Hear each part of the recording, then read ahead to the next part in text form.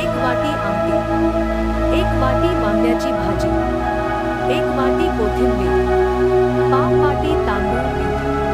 कृती: ज्वारी पीठ, तांदूळ पीठ, भाजी, आमटी.